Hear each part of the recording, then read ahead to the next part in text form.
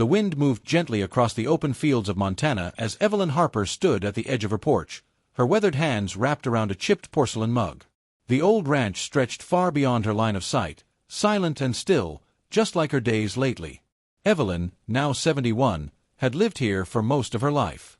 Once filled with the echo of laughter, galloping hooves, and warm embraces, the ranch had grown quiet with time.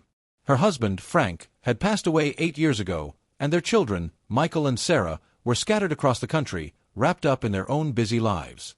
They called occasionally, visited less often, and while Evelyn never said it out loud, she missed being someone's priority.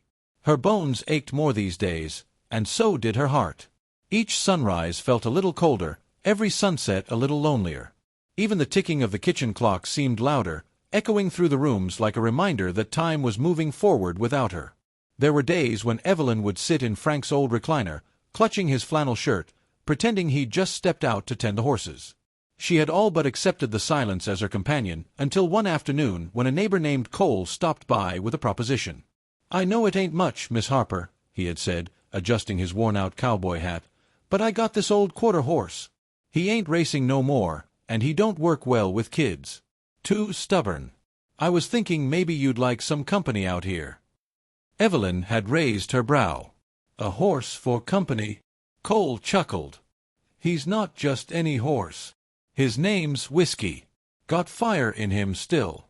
And maybe he's lonely too." With not much to lose, Evelyn agreed. That same evening, Cole arrived with a horse trailer, and out stepped a chestnut gelding with eyes that seemed to carry storms and secrets. Whiskey was old, maybe 15, but his presence was undeniable. He didn't neigh or prance. He just looked at her, deeply, like he knew something about her pain. At first, they were two strangers coexisting on the same land. Evelyn would feed him, brush him now and then, and he'd follow her with a quiet steadiness. He never made trouble, but he wasn't affectionate either. He kept his distance, much like her children.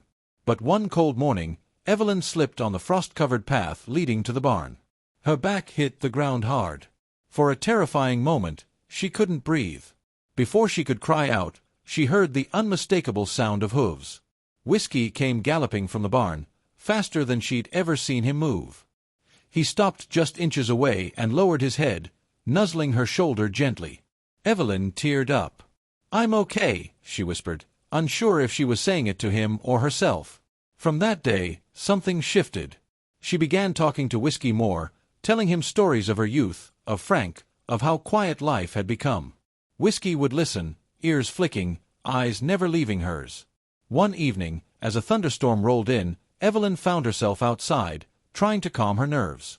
Frank used to hold her during storms, whispering silly jokes until the rumble faded. Now, alone and shaking, she sat beside the barn in the straw, whispering into the dark. Whiskey came close and lay down beside her, something horses rarely did unless they felt utterly safe. His head rested near her knees, his breath warm and steady against her skin. She ran her fingers through his coarse mane and, for the first time in years, felt safe again. That night, she didn't dream of silence. She dreamt of galloping through sun-kissed fields on a horse that understood her heart.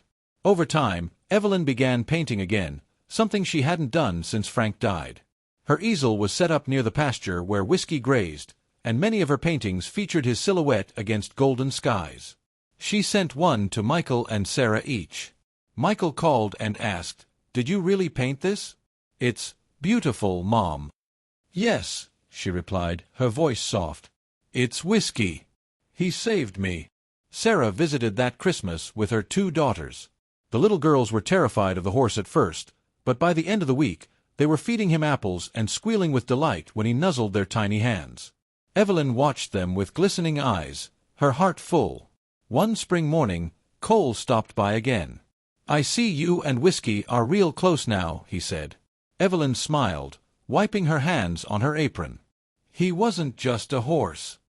He became the last comfort of my loneliness." Cole looked at the pasture where Whiskey was trotting lazily in the sun. "Funny thing about animals. They find us when we need them most." Years passed, and Evelyn grew slower, her walks shorter. But Whiskey stayed. When she finally passed away, Peacefully in her sleep, with a framed photo of Frank on one side and a painting of Whiskey on the other, the townsfolk gathered to pay respects. Whiskey stood near her grave as they lowered her down.